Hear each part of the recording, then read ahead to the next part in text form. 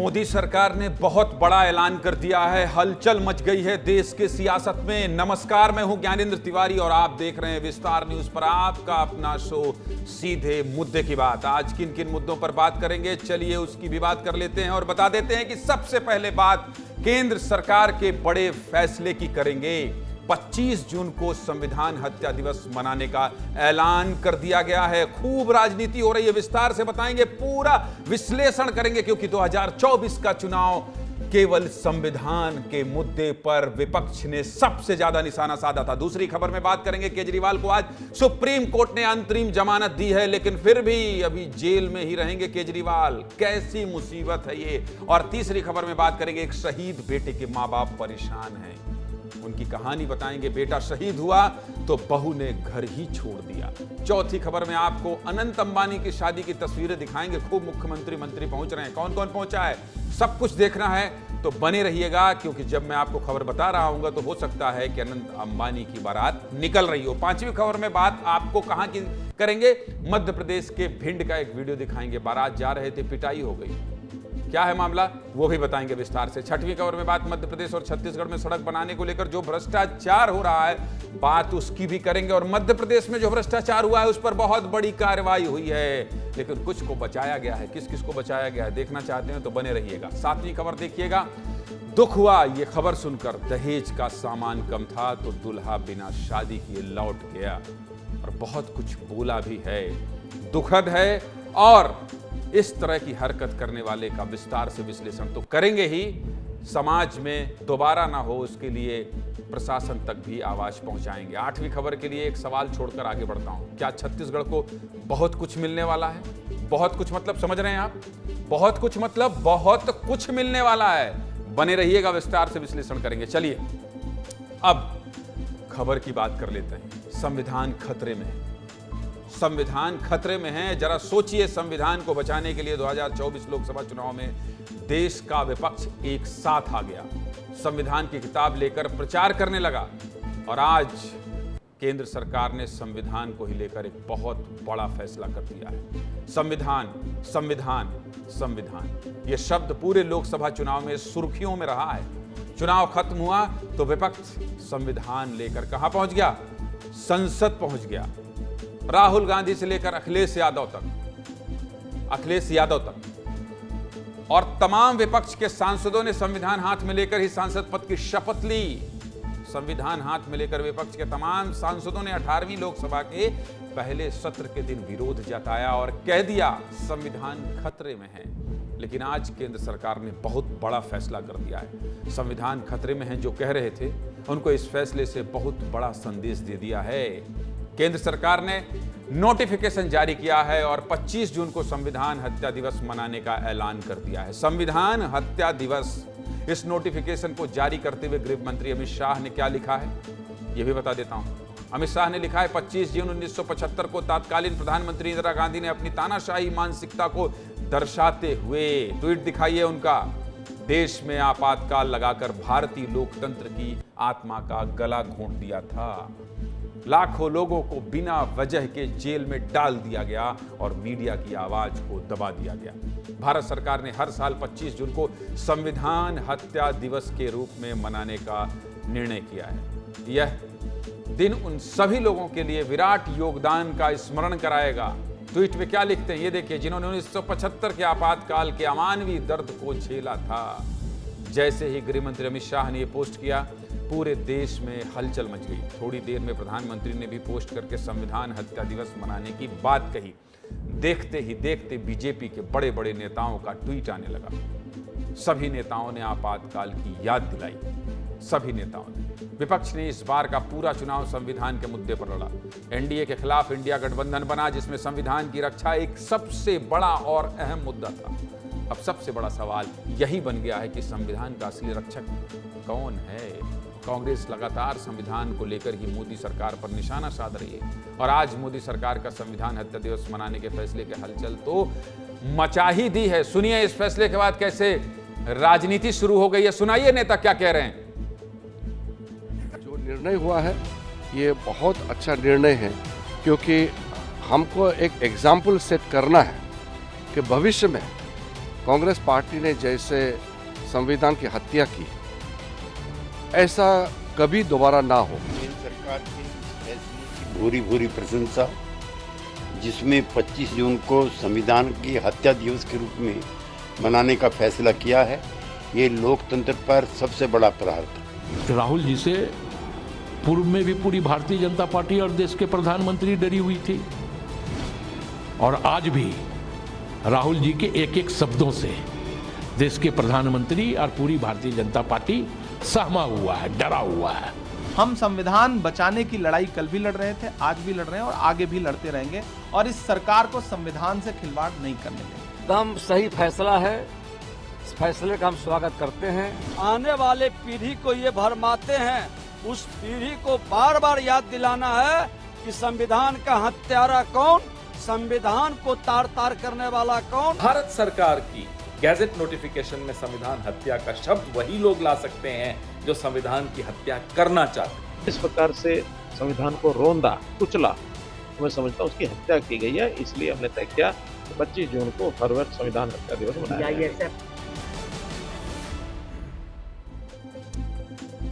संविधान की चर्चा सबसे ज्यादा कहां हो रही थी, कब हो रही थी, कैसे हो रही थी, याद करिएगा। थोड़ा सा याद दिला देता हूं, थोड़ा फ्लैशबैक में लेकर चलता हूं आपको। संविधान की डायरी लेकर, संविधान का किताब लेकर राहुल गांधी इस तरह से चुनाव प्रचार कर रहे थे।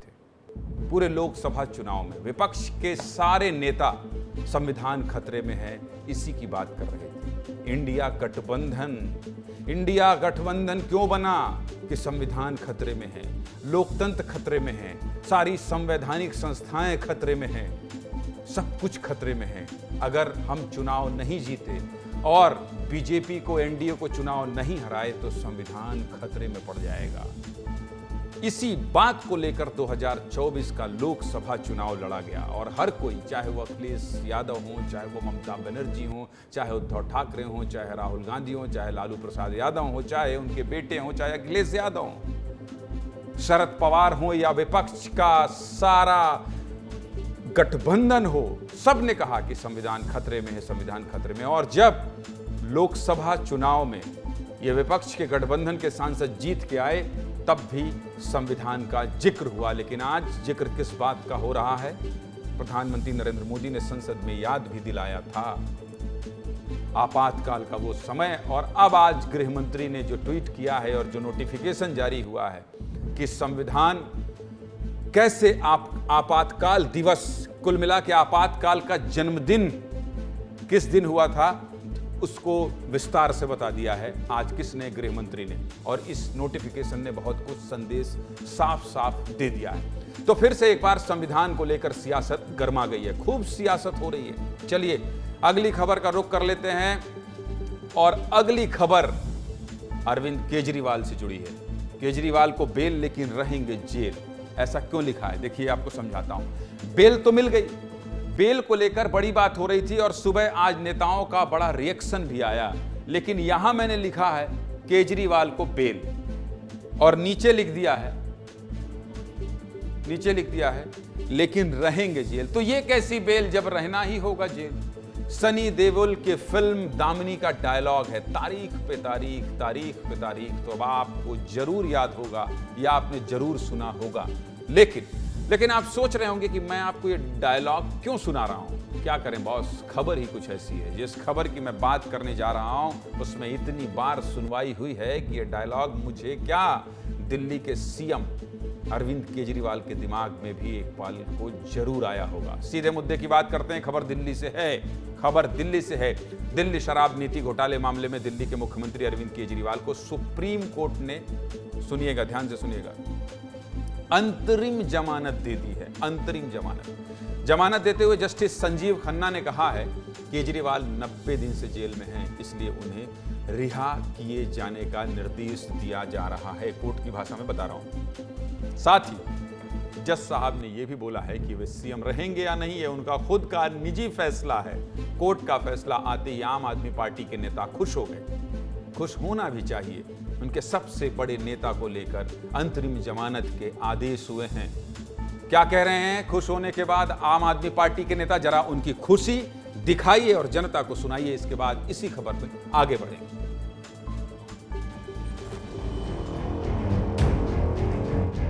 इस देश के एक के बाद एक हर न्यायालय ने आपके षड्यंत्र का पर्दाफाश किया। एक के बाद एक न्यायालय ने कहा है कि अरविंद केजरीवाल जी के खिलाफ सबूत नहीं है। एक के बाद एक हर न्यायालय अरविंद केजरीवाल जी को जमानत दे रहा है। ईडी अरविंद केजरीवाल के खिलाफ काम कर रही है, सिर्फ इन्वेस्टिगेशन का काम नहीं कर रही है, उनको फंसाने का काम कर रही है। तो मैं समझता हूँ आज एक बहुत बड़ा झटका जो है भारतीय जनता पार्टी को देश की सर्वोच्च अदालत ने दिया है। इसमें स्पष्ट तरीका से लिखा हुआ है कि कोई एक चवन्नी का कहीं पे कोई ईडी ने सबूत नहीं दिया है। आज माननीय कोर्ट का बहुत बहुत धन्यवाद कि उन्होंने अरविंद केजरीवाल जी को बेल दी। जो आदेश ऑर्डर आया है वो निश्चित रूप से बहुत सुखदायी है।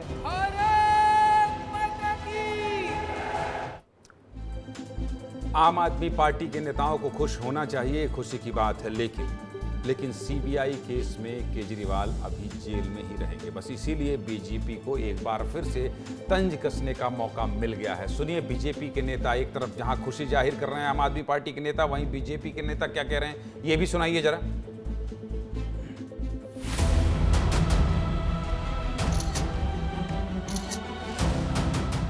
आम आदमी पार्टी किस बात का जश्न मना रही? ना अरविंद केजरीवाल जी जेल से बाहर आ रहे हैं, ना अरविंद केजरीवाल जी को दोष मुक्त कहा गया है। सुप्रीम कोर्ट ने उनकी इस प्रेयर पर कोई राहत नहीं दी है, बल्कि इस मैटर को एक लार्जर बेंच को रिफर कर दिया है। रादर देन कि वो लोगों को ये बताएं कि वो करप्शन में इन्वॉल्व नहीं है, वो अपनी बेल सेलिब्रेट कर रहे हैं और ये भूलते हुए कि अभी भी अरविंद केजरीवाल को अगर जमानत मिल भी जाती है तो तब भी वो एक्यूज्ड है। मेरा अरविंद केजरीवाल से सिर्फ एक सवाल है, अगर आप में नैतिकता नाम की कोई चीज है, अगर ज़मीर जिंदा है, तो आप स्वयं सोचिए कि आपको मुख्यमंत्री बने रहने का अधिकार है।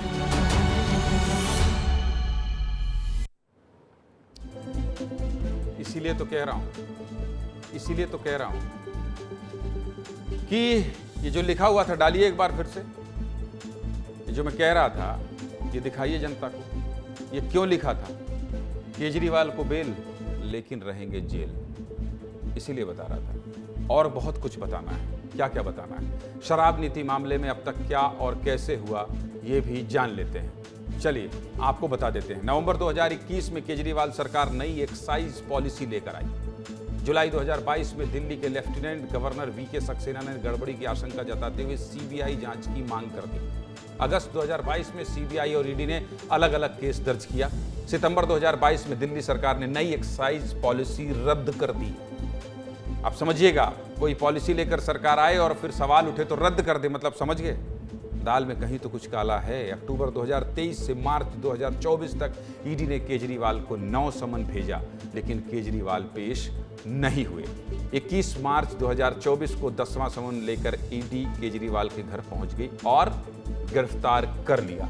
10 मई 2024 को सुप्रीम कोर्ट ने 1 जून तक केजरीवाल को जमानत दी थी। लोकसभा चुनाव के प्रचार के लिए बाहर आए थे। 2 जून 2024 को अरविंद केजरीवाल ने सरेंडर किया।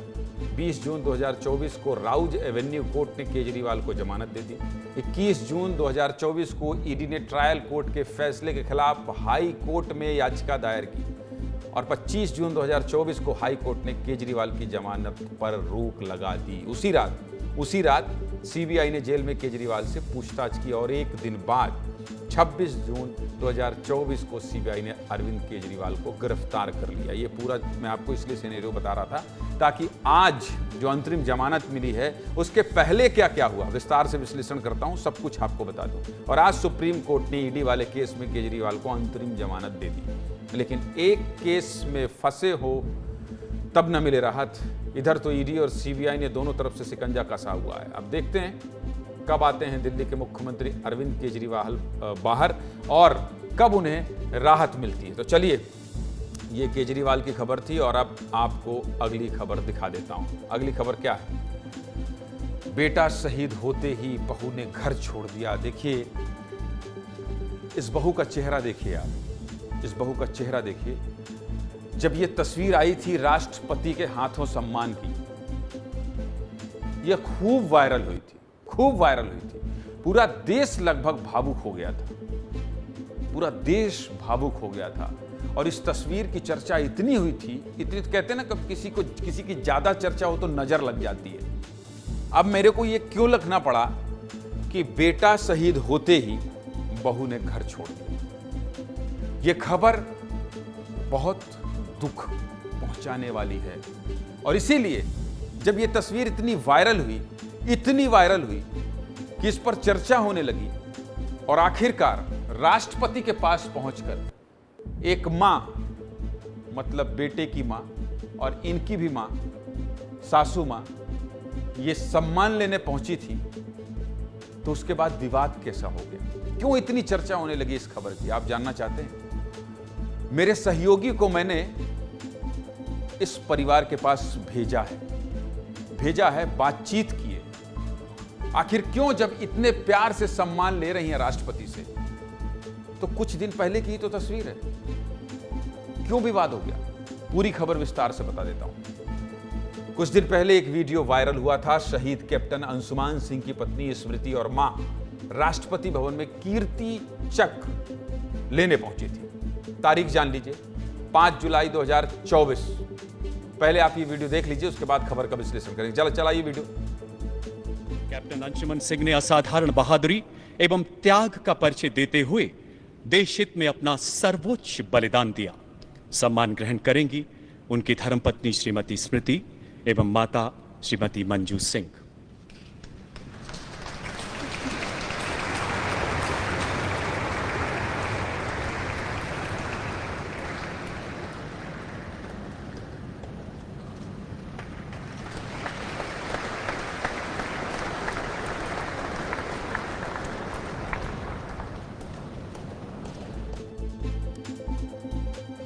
इस वीडियो में एक पत्नी और एक मां की बेबसी को देख हर आंख नम हो जा रही थी। शहीद कैप्टन की पत्नी स्मृति को देखकर हर कोई दुखी था। हर कोई शहीद की पत्नी को सम्मान दे रहा था। पूरा देश एक बार फिर शहीद कैप्टन अंशुमान सिंह की बहादुरी की तारीफ करने लगा था। आप सोच रहे होंगे ये तो एक हफ्ते पुरानी खबर है, लेकिन इस पर आज क्यों बात कर रहे हैं? अब सीधे मुद्दे की बात पर आते हैं। आप शहीद कैप्टन अंशुमान सिंह के माता पिता को सुन लीजिए, खुद समझ आ जाएगा खबर क्या है। सुना दीजिए भाई। लखनऊ में हमारे सहयोगी आदर्श सिंह ने बातचीत की है, सुनाइए जरा शहीद के माता पिता क्या कह रहे हैं। राष्ट्रपति भवन में जब सम्मान लेने के दौरान आप लोगों की मुलाकात हुई, तो क्या उस दौरान कोई बातचीत हुई? कोई बातचीत नहीं। मैं इंतजार कर रही थी कि एक बार बात तो करे बहू, नहीं की। तो एक लगता था ना कि मैं अगर जाऊं तो उसको प्रेशर ना हो, मजबूरी ना हो उसको, तो मैं वेट कर रही थी कि वो बात करे तो मैं बात। हम उस पुरस्कार को हाथ में भी नहीं ले पाए, देख भी नहीं पाए, तो एक गम था, जिस गम के लिए ये उद्गार हमारे उसमें निकला। मेरी पत्नी ने जब राष्ट्रपति महोदया के हाथ से ग्रहण करना था, चूँकि संयुक्त रूप से ग्रहण करते हैं, तो उन्होंने उसको हाथ लगाया और वो संयुक्त रूप से ग्रहण किया ऑफिशियल तौर पे। फिर उसके बाद जब राष्ट्रपति भवन से बाहर हम लोग आए तो फ़ोटो खिंचाते समय सीओ साहब ने कहा कि आप हाथ में ले लें और हाथ में लेके फिर दे दीजिएगा। तो हाथ में ली वो, लेकिन मुझे ना उन्होंने दिया और ना मैंने सोचा कि अगर मैं मांगता हूं तो क्या पता कल रिहर्सल में उनको कुछ नागवार गुजरा था तो अभी कुछ नागवार गुजरे, तो कोई एम्बैरेसिंग सिचुएशन क्रिएट ना हो, इसके लिए मैंने उनसे मांगा नहीं। राष्ट्रपति भवन में राष्ट्रपति महोदय ने एक बुकलेट दिया था और उस बुकलेट के साथ साथ एक इनविटेशन कार्ड भी दिया जाता है जब आप जाते हैं। जिस कुर्सी पे वो बैठी थी वो बुकलेट भी उसी कुर्सी पे और अपना इनविटेशन कार्ड भी उसी कुर्सी पे छोड़ के चली गई। सबसे बाद में मैं राष्ट्रपति भवन से निकला था, उनके पति की वीर गाथा उसमें दर्ज थी, कम से कम वो ले जाना चाहिए। उनके पिताजी और उनकी माताजी ले गए, लेकिन उन्होंने अपना वो बुकलेट नहीं लिया। आज कहानी एक जाबाज बेटे के मां की बेबसी की है। पंजाब बटालियन में तैनात रहते शहीद हुए अंशुमान सिंह के पिता के दर्द की है। ये बेबसी और दर्द फिलहाल राष्ट्रीय मुद्दा बन गया है। सियाचिन ग्लेशियर में अंशुमान सिंह ने सर्वोच्च बलिदान दिया था, जिसके लिए अंशुमान सिंह को कीर्ति चक्र से सम्मानित किया गया। जो आंखें 5 जुलाई को स्मृति को देखकर नम थी, आज शहीद के माता पिता को सुनकर उन आंखों में गुस्सा है, आक्रोश है। सब यही सोच रहे हैं आखिर कोई कैसे ऐसा कर सकता है। पति खोया है आपने, माँ और पिता ने एक बेटा भी तो बहादुर खोया है। माँ बाप ने सीधा सीधा अपनी बहू पर आरोप लगाया कि उन्हें कीर्ति चक्र की कोई भी रिसीविंग नसीब नहीं हुई। तरस गए हैं बेटे की कमाई और बेटे के बलिदान को देखने के लिए। जिस बेटे ने खुद की जान की परवाह किए बिना आग की लपटों के बीच लोगों को बचाया, दूसरों को बचाने के लिए अपने आप की जान दे दी, उस बेटे की फूटी कौड़ी भी माँ बाप को नसीब नहीं हो रही।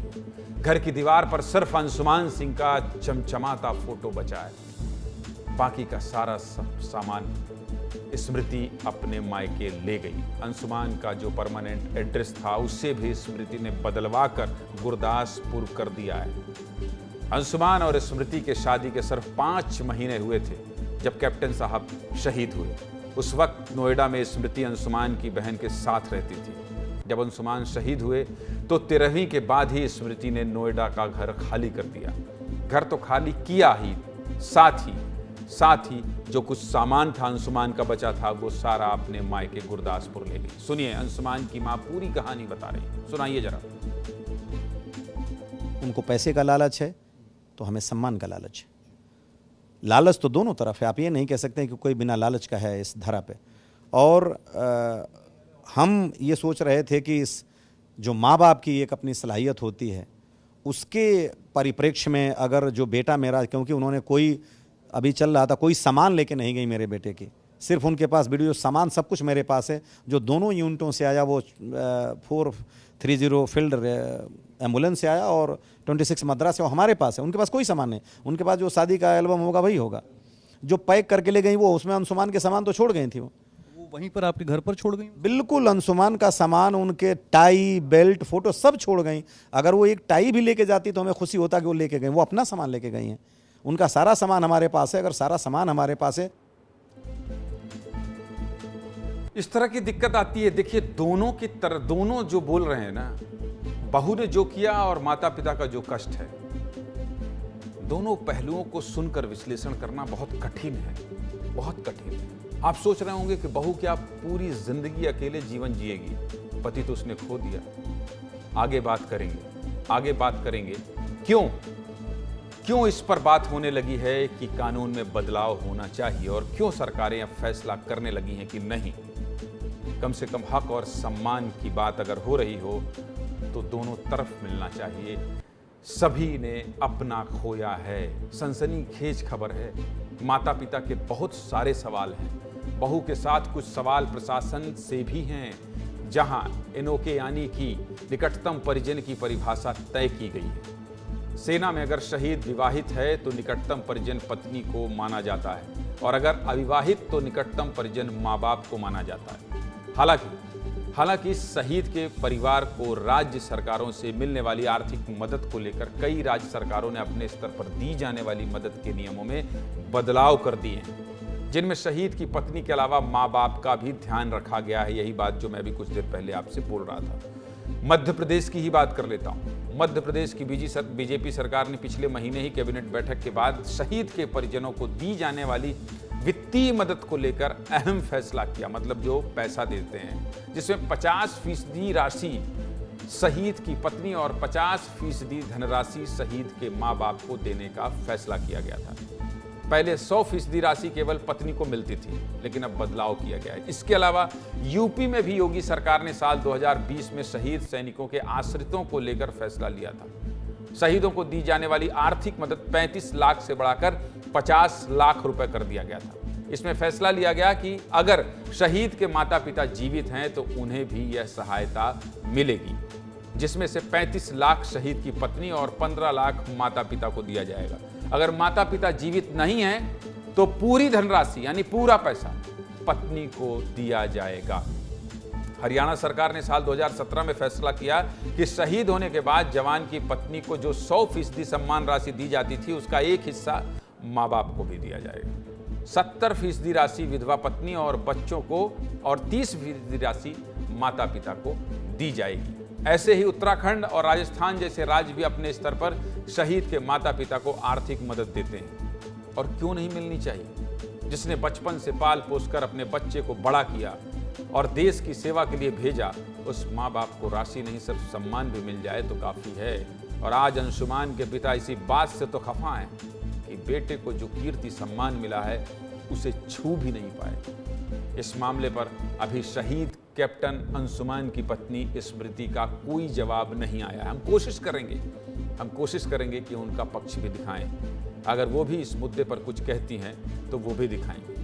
लेकिन शहादत का मामला है, पूरे देश को शहीद कैप्टन अंशुमान पर गर्व है। पूरा देश इनके साहस को नमन करता है। जो भी मामला है सुलझा लीजिए, बातचीत कर लीजिए। हर तरफ दुख है, दर्द है। चलिए अब अगली खबर का रुख कर लेते हैं और अगली खबर की ओर बढ़ जाता हूं। खबर भिंड से है। पूरी खबर बताऊं उससे पहले कुछ दिखाना चाहता हूं। पहले ये वीडियो देखिए, दिखाइए वीडियो दिखाइए।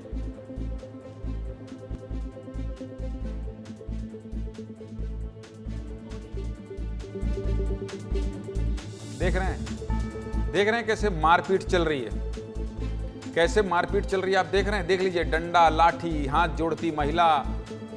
ये कौन लोग हैं? वीडियो में मारपीट हो रही। मारपीट के बीच एक महिला एक शख्स को बचाने के लिए इधर उधर भाग रही है। मारने वाले गुंडे इस महिला के पति को पीट रहे हैं। क्यों पीट रहे हैं? इस तरह के जब विजुअल आते हैं, महिला हाथ जोड़ रही है, मत मारो मत मारो। ये वीडियो भिंड के फूप चौराहे का है। यूपी के शाहजहांपुर से दीपेंद्र सिंह अपने छोटे भाई की बारात में शामिल होने दतिया जा रहे थे। बारात में जा रहे थे तो जाहिर सी बात है कि अकेले तो नहीं होंगे। दीपेंद्र के साथ उनके कुछ साथी भी थे। दीपेंद्र भिंड पहुंचे तो उनके साथी पीछे रह गए। वो फूप चौराहे पर रुककर अपने बाकी साथियों का इंतजार कर रहे थे। तभी एक ऑटो वाला, देखिए हम ग्राफिक्स के सहारे आपको समझाने की कोशिश कर रहे हैं। ऑटो वाला आया और किनारे पर खड़ी उनकी कार में टक्कर मार दी। एक्सीडेंट हुआ। एनिमेशन के जरिए आपको समझा देता हूं। देखिए कैसी ये कार खड़ी थी। पहले तो ये ऑटो वाला इस खड़ी कार में टक्कर मार दिया, जिससे गाड़ी को बहुत नुकसान पहुंचा। अब नुकसान हुआ तो दीपेंद्र ने ऑटो वाले से गाड़ी ठीक कराने के लिए कहा। बस दीपेंद्र ने गाड़ी ठीक करने के लिए कहा तो ये ऑटो वाला बिलबिला गया और फोन करके अपने साथियों को बुला दिया। और फिर इस ऑटो वाले और इसके साथियों ने दीपेंद्र पर लाठी डंडों से हमला कर दिया। वीडियो देखते रहिए, वीडियो देखिए। वीडियो आया है इसलिए इस खबर को दिखा रहा हूं। इन बदमाशों की गुंडाई देखिए। देखिए ये लोग कैसे कानून को कुचलते हुए लाठी डंडों से हमला कर रहे हैं। बेखौफ हैं ये, इसलिए बीच चौराहे पर ऐसे गुंडागर्दी कर रहे हैं। हाथ जोड़ रही महिला से भी बदसलूकी कर रहे हैं। पत्नी हाथ जोड़ रही है, विनती कर रही है, लेकिन ना तो इनके आसपास खड़ा कोई व्यक्ति इनकी मदद के लिए सामने आ रहा है और ना ही कोई इन गुंडों को रोक रहा है। इस मारपीट में 5 लोग बुरी तरह घायल हुए हैं, जिसमें एक शख्स की हालत बहुत गंभीर है। मामले थाने पहुंचा तो पुलिस ने 5 आरोपियों को गिरफ्तार किया और इन बदमाशों का जुलूस भी निकाला। वीडियो देखिए। पहले गुंडई की, अब देखिए। इसीलिए मैं कहता हूं, जब इस तरह की तस्वीर आती है तो मैं आपको इसलिए आगाह करता हूं कि चंद सेकंड के लिए तो आप गुंडई कर लेंगे, बदमाशी कर लेंगे। आपको लगेगा नहीं, कानून का राज ही नहीं है, हमने जो फैसला कर लिया, हमने जो गुस्सा कर लिया, हमने जो मारपीट कर दिया, हमसे बड़ा कोई है ही नहीं। अरे भाई, कानून के हाथ बहुत लंबे, इतने लंबे हैं कि कुछ देर पहले गुंडई कर रहे थे, अब जुलूस निकल गया। ऐसे बदमाशों का यही हाल होना चाहिए। सिर्फ पिटाई ही नहीं, एक महिला से बदसलूकी की है इन गुंडों ने। पुलिस क्या कह रही है सुना दीजिए। 5 आरोपी जो प्रमुखता से घटना में मारपीट करते दिख रहे हैं, उनको गिरफ्तार किया गया है, जिनका मेडिकल करवा के माननीय न्यायालय में पेश किया है। चलिए अब अगली खबर का रुख कर लेते हैं। अगली खबर कहां से? मध्य प्रदेश की सड़क है। ऐसी सड़क बनाई है कि हाथ से उखड़ गई। देख लीजिए, ये हमारे साथी हैं और साथी का नाम है विवेक पांडे। विवेक पांडे इन्वेस्टिगेशन के लिए जाने जाते हैं विस्तार न्यूज में। अच्छी जमीनी रिपोर्ट करते हैं और कागजों का इन्वेस्टिगेशन बहुत अच्छा है, शानदार है। इसलिए जानते हैं कि कागज पर क्या होता है, जमीन पर क्या होता है। कागज पर कोई सड़क बन गई थी, जमीन पर टटोलने पहुंच गए। विवेक पांडे ने बहुत शानदार रिपोर्ट आज दिखाई है। मैं आपको दिखाऊंगा जो खोज कर लाए हैं और बताऊंगा कि कैसे ऐसी सड़क बनाई कि हाथ से उखड़ गई। ग्राउंड रिपोर्ट है ये, हाथ जो गए सब कुछ दिखाएंगे आपको। देखिए, रिपोर्टिंग करने गए थे, बैठे हैं सड़क पे, सोचे कि सड़क की क्वालिटी देख लें। जैसे ही ऐसे विवेक पांडे ने उठाया, हाथ से उखड़ गई। गजब है। मध्य प्रदेश की एक चीज की चर्चा अमेरिका तक रहती है। जब अमेरिका बोल दिया है तो आप समझ ही गए होंगे, लेकिन ना समझे हों तो बता देता हूं। मध्य प्रदेश की सड़कों की चर्चा अमेरिका तक होती है। एक बार मामा शिवराज सिंह चौहान अमेरिका गए थे तो बोल आए थे कि मध्य प्रदेश की सड़कें वाशिंगटन से ज़्यादा अच्छी हैं, तब से सड़कें तो चर्चा में रहती हैं। लेकिन आज फिर एक नई सड़क चर्चा में है। नई बनी है, लेकिन सड़क बनते ही कुछ दिनों में उखड़ने लगी और सड़क को उखाड़ कर दिखाते एक आदमी का वीडियो कांग्रेस के नेता अरुण यादव ने सोशल मीडिया पर पोस्ट किया और सरकार को निशाने पर ले लिया। जब इसको लेकर पत्रकारों ने मंत्री राकेश सिंह से सवाल पूछा तो उन्होंने पूछ लिया, कौन अरुण यादव। इसके बाद जब सियासत तेज हुई तो मंत्री राकेश सिंह को लगा, अरे यार ज्यादा हो गया क्या। इससे अच्छा तो सड़क वाले मामले में ही गलती स्वीकार करना ठीक था।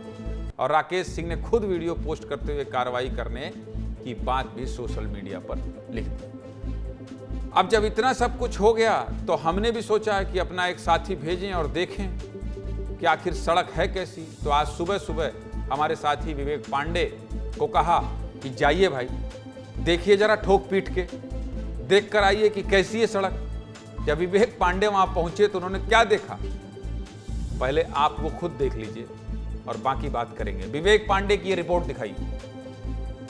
हम भी उसी सड़क पर हैं। ये बैरसिया ग्राम का इलाका है और ये बालचोन एक इलाका है और यहाँ पे सड़क बनाई गई है कुछ ही दिन पहले, लेकिन जो वीडियो वायरल हुआ उसका हमने रियलिटी टेस्ट किया और ये देखिए, ये सड़क एक परत उखड़ रही है। यानी कि ये सड़क कैसी बनी है ये आप तस्वीरों में देखिए। डामर एक परत हाथ में मेरे मौजूद है। तो आप यकीन मानिए कि 4-10 दिन पहले बनी सड़क की स्थिति क्या है। डामर जिसे कंक्रीट से चिपकना चाहिए था वो ऐसे बिखर रहा है, यानी कि डामर भी खराब है। या कहा जाए कि जले हुए टायर के ऑयल से डामर का इस्तेमाल कर लिया गया। तो आप ये देखेंगे तस्वीरें कैसी हैं। और सबसे एक बड़ी बात है कि निगरानी करने वाले भी अधिकारी होते हैं और ठेकेदार जब काम करता है तो अधिकारी इसी बात को लेकर निरीक्षण करते हैं कि सड़क की गुणवत्ता क्या है। लेकिन बड़े आसानी से ये पूरी परत मेरे हाथ में है, ये पूरी परत और सड़क से पूरी उखड़ चुकी है। तो आप यकीन मानेंगे, सरकार भले ही करोड़ों रुपए करके गांव-गांव तक सड़क लोगों तक पहुंच जाए, लोग आसानी से मुख्यालय तक जुड़ जाएं, लेकिन ऐसे ठेकेदारों की वजह से सड़क तो बन जाएगी लेकिन ये कुछ ही दिन तक ही चलेगी।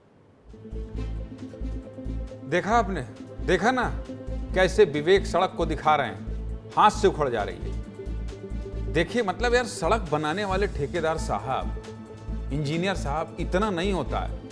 मतलब अब सड़क बनाई थी तो कुछ दिन तो उसमें लोग चल लेते हैं, कुछ दिन तो चल लेते। आपको मालूम है, जब हमारे साथी विवेक पांडे थोड़ा आगे बढ़े तो उन्हें कुछ लोग भी मिल गए जो सड़क को चेक कर रहे थे और उनके हाथ लगाते ही सड़क उखड़ गई। चेक करने आए थे। विवेक ने उनसे भी बात की है, सुन लीजिए, फिर आगे की बात करते हैं।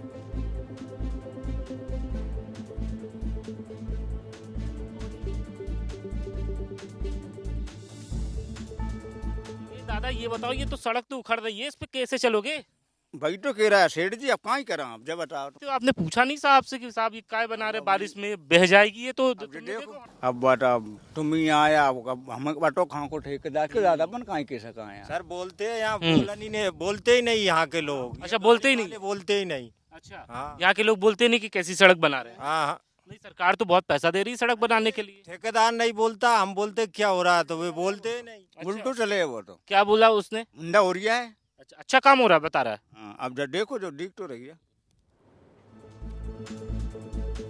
आपको ये बता दूं कि कल जो मंत्री जी ने ट्वीट कर कहा था कि टीम जांच करने जाएगी, अब किस्मत देखिए कि जिस समय हमारी टीम वहां पहुंची ठीक उसी समय जांच टीम भी वहां पहुंच गई। मंत्री जी ने ट्वीट किया था, पहुंचना ही था। मंत्री जी का डर खौफ तो होगा, उनके आदेश का पालन तो करेंगे। पहुंच गई और जांच शुरू की। उनकी जांच में भी सड़क मानकों के अनुसार नहीं निकली। उस टीम से भी हमने बात की है, उनका क्या कहना है। विवेक पांडे पहुंचे थे, मैंने आपसे कहा ना कि इन्वेस्टिगेशन अच्छा करते हैं। जब ये पहुंचे थे तो सब कुछ दिखा दिया, सब कुछ सुना दिया। सुनाइए जरा कैसे बोलती बंद हो रही है। पीडब्ल्यूडी के अधिकारी यहाँ पहुंचे हुए हैं, टेस्टिंग कर रहे हैं कि आखिर इसकी गुणवत्ता क्या है। तमाम सारे अधिकारियों ने निरीक्षण कर लिया है। सर, इसकी गुणवत्ता के बारे में कुछ बताएंगे? कल तो ये ऐसे उखड़ रही थी कि जैसे कोई आदमी हाथ से इसको खा रहा था। जब डामर फ्रेश होता है तो ऐसे ही उखड़ता है। अभी सैंपल लिए गए हैं, जांच के बाद ही पता चलेगा। अभी हमने देखा कि मात्र इतनी सी ही गिट्टी उस पर डाली, तो वो जो प्रोविजन देखने पड़ेंगे क्या है रोड पर। और अभी कितनी जगह पे आप लोग निरीक्षण करेंगे? अभी हम लोग 8 से 10 सैंपल ले चुके हैं, 1-2 सैंपल और लेंगे। तो प्राथमिक उसमें सैंपल में क्या नजर आया? कुछ गड़बड़ी ठेकेदार की तरफ से? अब वो अभी पूरी जांच हुई नहीं है, उसकी जैसी जांच होगी तो अवगत। कागज आया है, सस्पेंड हो गए हैं। कौन सस्पेंड हुआ है? इसमें तो नाम लिखा है अंतर्गत पदस्थ मुकेश रावत उपयंत्री के कार्य में। सस्पेंड कौन हुआ है? अंचल शुक्ला को लाइए भाई। अंचल शुक्ला कहां है? आपके हाथ में भी कागज है शुक्ला जी। कौन सस्पेंड हुआ है? उधर विवेक जो है वो हाथ में रोड ले आए थे, वो हाथ में सड़क ले आए थे और आप कागज ले आए हैं। कौन सस्पेंड हुआ है और क्या कहा गया है, बता दीजिए जरा विस्तार से जनता को। ज्ञानेंद्र जी, ये इसमें साफ तौर पे लिखा है कार्यपालन यंत्री लोक निर्माण विभाग संधारण संभाग क्रमांक 2 भोपाल के अधीनस्थ बैरसिया उप संभाग के अंतर्गत पदस्थ श्री मुकेश रावत को कार्य में लापरवाही बरतने पर इन पर पहले प्राइमा फेसी ये जो है तो इसके दोषी माने जाते हैं, इसलिए इन्हें निलंबित कर दिया गया है, तत्काल प्रभाव से निलंबित कर दिया गया है। और सड़क मानकों पर खरी नहीं उतरी है, इसलिए उस ठेकेदार को भी ब्लैक लिस्टेड कर दिया गया है जिसने ये सड़क बनाई थी। आपको याद होगा ज्ञानेंद्र जी, अभी विधानसभा जब मध्य प्रदेश की चल रही थी तो लोकपथ ऐप जो है तो लॉन्च किया है मध्य प्रदेश सरकार ने। राकेश सिंह ने, जो कि मंत्री हैं, मुख्यमंत्री डॉक्टर मोहन यादव ने, कि आपके यहाँ की सड़क अगर खराब है तो उसको वीडियो बना के आप दीजिए। अरे सुनिए, अंचल रोक रहा हूं। आपने ठीक जिक्र किया, अच्छी बात है। किसी खबर का विश्लेषण करना चाहिए तो आगे पीछे प्लस माइनस दिखाना चाहिए। मेरा एक सवाल है, सवाल क्या है पता है आपको?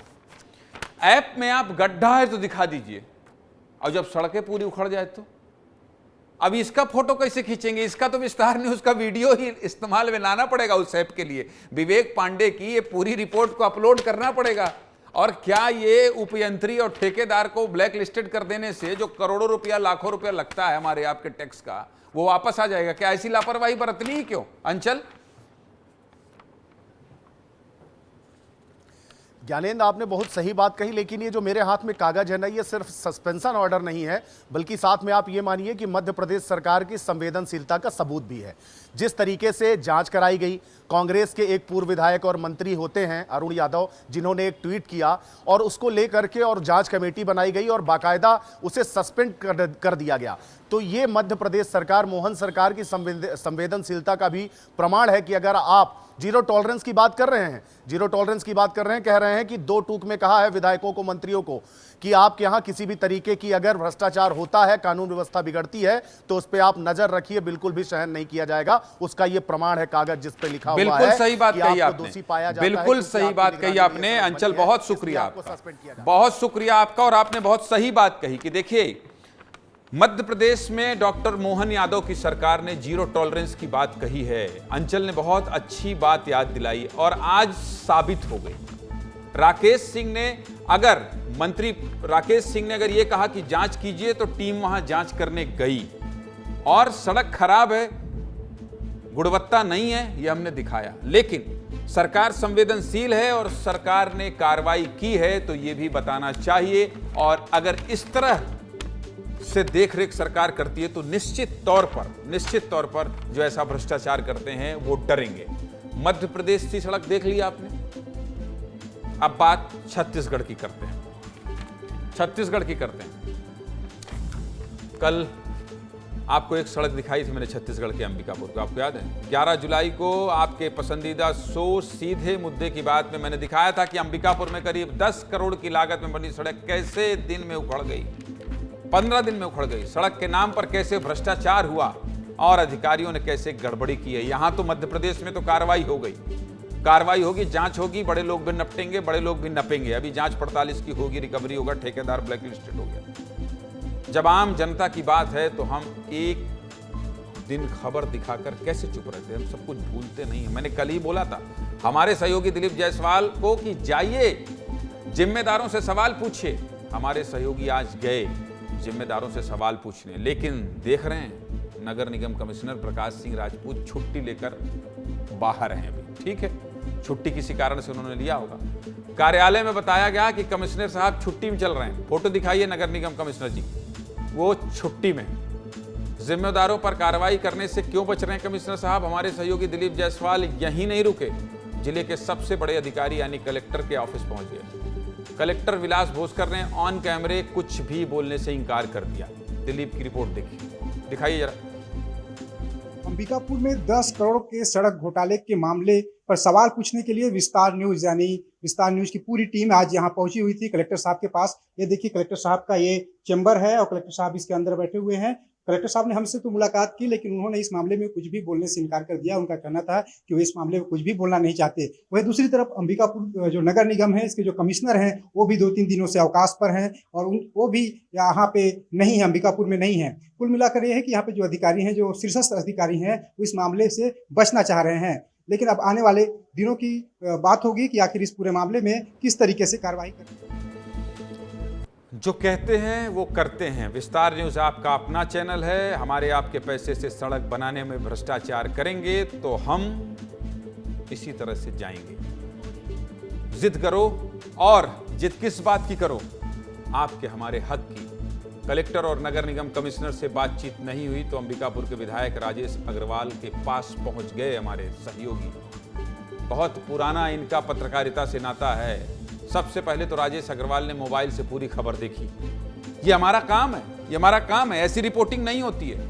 ये विस्तार न्यूज में ही सब कुछ दिखेगा आपको। कलेक्टर के पास जाना, कमिश्नर के पास जाना। कलेक्टर जो अंबिकापुर के हैं, इनकी मैंने खूब तारीफ की थी, अभी खूब तारीफ की थी जब ये बाइक से पहुंचे थे स्कूल। लेकिन आज हमारे आपके पैसे से सड़क बन रहा है और सड़क उखड़ जा रही है। इस पर कुछ नहीं बोलेंगे, ऐसे तो नहीं होगा ना कलेक्टर साहब। अच्छा ही नहीं दिखाएंगे, गड़बड़ होगा वो भी दिखाएंगे। इसके बाद दिलीप जायसवाल ने कहा कि ठीक है, अधिकारी नहीं बात कर रहे हैं, कोई छुट्टी में है। लेकिन विधायक से बातचीत की है, अधिकारी तो नहीं मिले। विधायक जी क्या कह रहे हैं यही सुना दीजिए, सुनाइए भाई। अंबिकापुर जो सड़क बना है नगर निगम में 10 करोड़ रुपए का, पूरा उखड़ने लगा है और कल विस्तार न्यूज ने इसका खबर भी दिखाया। आप क्या कार्रवाई करने जा रहे हैं? मैं 4-5 दिन पहले ही वहाँ के वार्ड वासियों द्वारा जानकारी मिली थी और तत्काल कार्यपालन अभियंता को मैंने निर्देशित किया है कि संबंधित ठेकेदार का सबसे पहले पेमेंट रोकें और क्यों घटिया काम हुआ इसकी जांच करें और जो भी काम हुए हैं उसको सुधार करवाएं और इस टाइप के कामों की पुनरावृत्ति मत हो, इसके लिए निर्देशित किया है। ये देखिए अधिकारी बोलते हैं कि हम मॉनिटरिंग कर रहे हैं, रोड देख रहे हैं, इंजीनियर जा रहा है, लेकिन नहीं लगता अगर ऐसा घटिया रोड बन जा रहा है तो आखिर किस तरीके से वो मॉनिटरिंग करते होंगे?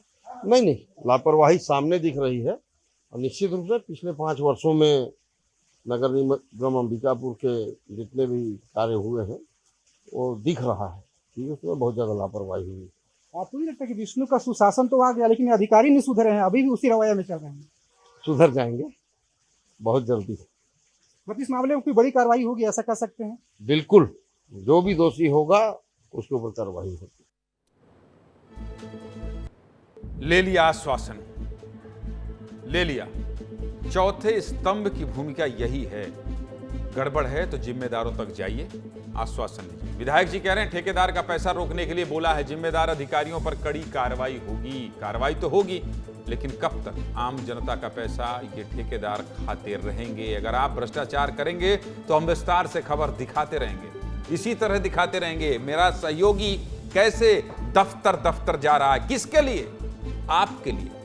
आपकी सड़क ठीक रहे, क्योंकि ये आपका अपना चैनल है, आपका अपना चैनल है। और आपकी सड़क ठीक रहे, आप ठीक सड़क में चलें, आपके हमारे टैक्स के पैसे को पर भ्रष्टाचार कोई ना करे। इसलिए देखिए कैसे कल भी हमने खबर दी। खबर हम छोड़ते नहीं हैं, ये हमारी तासीर है। हम खबर छोड़ते नहीं हैं कि खबर छोड़ दी आगे बढ़ गए, खबर दिखा दी आगे बढ़ गए। जिम्मेदारों से जाइए, सवाल कीजिए। सरकारें संज्ञान लेती हैं, सरकार सुधार करती है। छत्तीसगढ़ सरकार ने बहुत बड़ा कदम उठाया था हमारी खबर पर। जो विष्णु के सुशासन की गारंटी की बात कर रहे हैं, विष्णु के सुशासन ने बहुत बड़ी कार्रवाई की थी। उसे कहते हैं सुशासन, उसे कहते हैं सुशासन की कैसे बच्चे के पीले चावल को अगर आप खिला रहे हो मिड डे मील में, सरकार ने कैसे बदला था और सरकार ने बच्चों की थाली में खुशी लाई थी, उनका हक दिलाया था। और इसलिए हम लगातार जिम्मेदारों से सवाल पूछते रहेंगे। आगे बढ़ने की इजाजत चाहता हूं। सड़क पर जो भी अपडेट होगा बताता जाऊंगा। शादी का कार्ड छपा, अगली खबर का रुख कर लेते हैं। दहेज में सामान कम पड़ा तो बारात वापस चली गई, वापस चली गई। शादी का कार्ड छपा, मंडप सजा, दुल्हन ने हाथ और पैर में खूबसूरत मेहंदी लगाई। घर में खुशी का माहौल है, शादी विवाह का माहौल है तो आप जानते ही हैं, घर में खुशियों का त्योहार होता है। किसी के घर में फूफा जी नाराज भी हो गए होंगे, लेकिन शादी का पूरा माहौल खुशियों का भी होता है।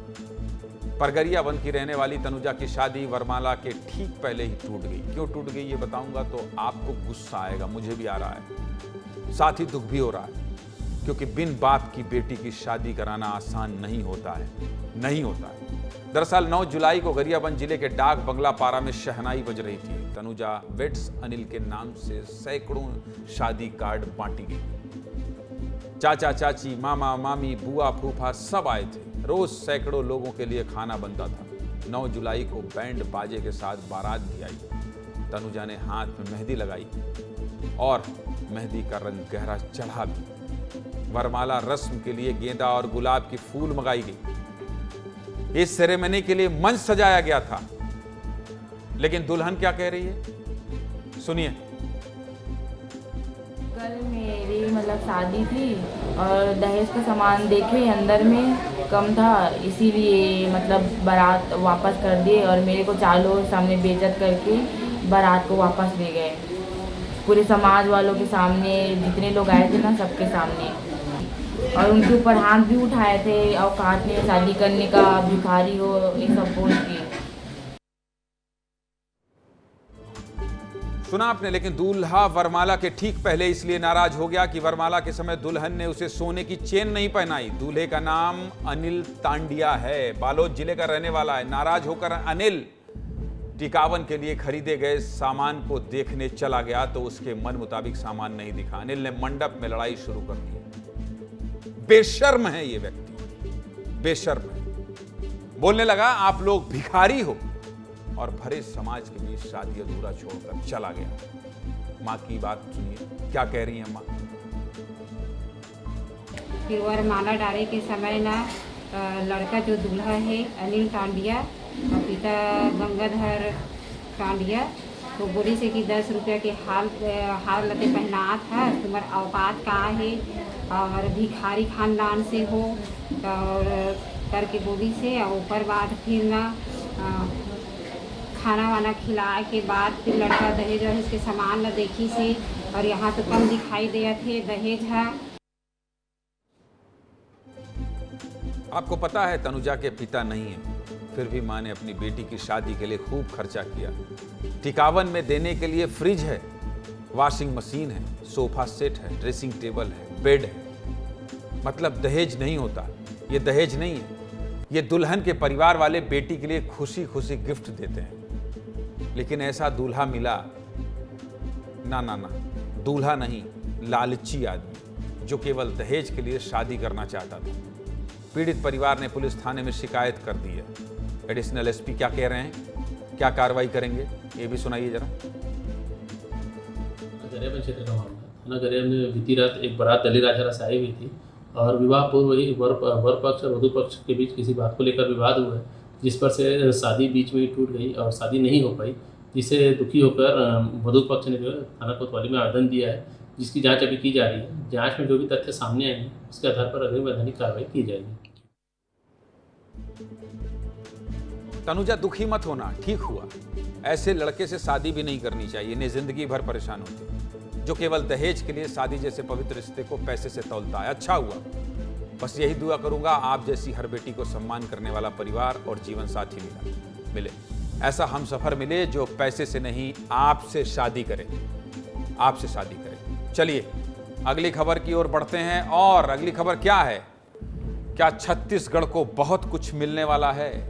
16वां वित्त आयोग छत्तीसगढ़ आया हुआ है। यहां मुख्यमंत्री के साथ उनकी बैठक हुई, मंत्रियों के साथ बैठक हुई, यहां तक कि विपक्ष में बैठी कांग्रेसी नेताओं से भी वित्त आयोग की बैठक हुई। बैठक में क्या हुआ, किसने क्या सुझाव दिए, ये सब हम आपको दिखा ही रहे हैं। लेकिन ये वित्त आयोग होता क्या है? वित्त आयोग के यहां आने से क्या होगा? छत्तीसगढ़ को क्या मिल जाएगा? क्या स्कूल बन जाएंगे? क्या कॉलेज बन जाएंगे? क्या सड़कें बन जाएंगी? क्या प्लेग्राउंड बन जाएगा? क्या बहुत सारा पैसा मिल जाएगा? वित्त आयोग मतलब क्या है, ये समझ लीजिए। ये 16वां वित्त आयोग है। मुद्दे की बात यह है कि आखिर इससे छत्तीसगढ़ की जनता को क्या मिलेगा। आज ये सब कुछ आसान भाषा में समझने की कोशिश करते हैं, क्योंकि ये वित्त विभाग के मामले बहुत पेचीदा होते हैं। तो सबसे पहले ये समझ लीजिए कि आखिर वित्त आयोग का मतलब क्या है। वित्त आयोग को देश का सबसे ताकतवर और प्रभावशाली आयोग माना जाता है। क्यों माना जाता है, ये भी समझ लीजिए। केंद्र सरकार से राज्यों को कितना बजट मिलना चाहिए, ये वित्त आयोग की सिफारिशों के आधार पर ही तय होता है। कैसे, बता देता हूं। ये अधिकारी जो आए हैं, आयोग के अध्यक्ष आए हैं, ये जाएंगे, बताएंगे कि यहां यहां ये कमी है, इतना इतना पैसा चाहिए, यहां ये बनवाना है, यहां ये बनवाना, ये प्रस्ताव है, इसका अनुमोदन कर दीजिए। समझ गए होंगे आप समझ गए होंगे ना। चलिए आगे बढ़ते हैं। 16वें वित्त आयोग के छत्तीसगढ़ आने पर इतनी तैयारियां क्यों की गई हैं? इतना ही नहीं, केंद्र और राज्य सरकार के बीच अलग अलग टैक्स से होने वाली आय का बंटवारा भी वित्त आयोग की सिफारिश पर ही होता है। इसके अलावा भी केंद्र और राज्य के बजट, टैक्स, इन सभी की रूपरेखा तय करना वित्त आयोग का ही काम है। और आसान भाषा में ऐसे समझें, किस राज्य को कितना पैसा मिलेगा, कैसे मिलेगा, ये वित्त आयोग की सिफारिश पर ही निर्भर करता है। यानी कि अभी जो छत्तीसगढ़ में वित्त आयोग ने देखा, समझा, उनसे मांगा गया, ये सभी उनकी फाइनल रिपोर्ट में डाला जाएगा। ऐसे ही वित्त आयोग दूसरे राज्यों में भी जाएगा, जिसके आधार पर आगामी 5 सालों के लिए अपनी सिफारिशें देगा। वित्त आयोग के साथ बैठक हुई। अब छत्तीसगढ़ के सीएम ने क्या कहा है, ये भी आपको सुना देता हूं। सुनाइए मुख्यमंत्री विष्णुदेव साय क्या कह रहे हैं। आने वाला जो 16वां पंचवर्षीय योजना होगा, उसके विषय में विस्तार से विचार विमर्श हुआ है। हमारे वित्त मंत्री जी पूरी बात प्रदेश के संदर्भ में आयोग के सामने में रखे हैं, और हमारे मंत्रीगण भी और हम सब लोग अधिक से अधिक राशि 16वें वित्त आयोग में छत्तीसगढ़ को मिले, इसका आग्रह किए हैं। वित्त मंत्रालय किसके पास है? वित्त मंत्री ओपी चौधरी ने क्या कहा, यह भी सुना दीजिए। सुनाइए भाई। केंद्र सरकार के द्वारा टैक्सेस का जो वितरण है विभिन्न राज्यों के बीच में, उसका परसेंटेज क्या होगा आगामी 5 सालों के लिए, 2026 से 2031 के लिए 16वें वित्त आयोग इसका निर्धारण करने जा रहा है। तो उसके लिए हम वित्त मंत्री के रूप में पूरा पुरजोर तरीके से, मैं आदरणीय मुख्यमंत्री जी के नेतृत्व में हमारा पूरा कैबिनेट रिप्रेजेंट करेगा कि हमको अधिकाधिक शेयर कैसे मिल सके। और यह दौरा हमारे छत्तीसगढ़ के लिए, हमारे सभी जनता जनार्दन के लिए अत्यंत महत्वपूर्ण है। सरकार तो अपनी बात कह रही है, लेकिन कांग्रेस के प्रदेश अध्यक्ष दीपक बैज आयोग से बैठक के बाद क्या कहा है, ये भी सुन लीजिए। विपक्ष के नेता हैं, जरूरी है। सुनाइए दीपक बैज क्या कह रहे हैं। हम लोग से भी सुझाव मांगेंगे, और हम लोगों ने भी टीम नियुक्त कर दी है। तो छत्तीसगढ़ के लिए, और खासकर उन पिछड़े क्षेत्र, चाहे सरगुजा हो या बस्तर हो, उन क्षेत्रों के लिए विशेष रूप से कांग्रेस पार्टी ने तैयारियां कर ली है। तो उसके लिए उस टीम के सामने अपनी बातें रखेंगे।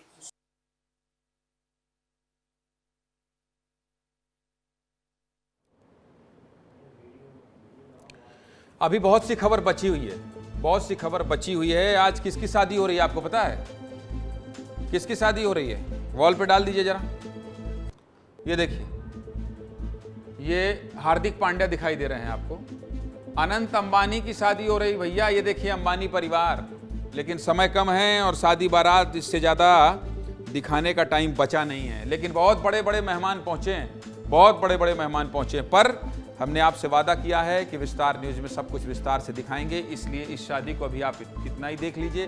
बाकी जो तस्वीरें आएंगी, जो नेताओं के बयान हैं, जो भी अपडेट है वो सब कुछ आपको दिखाएंगे। लेकिन अभी टाइम हो गया है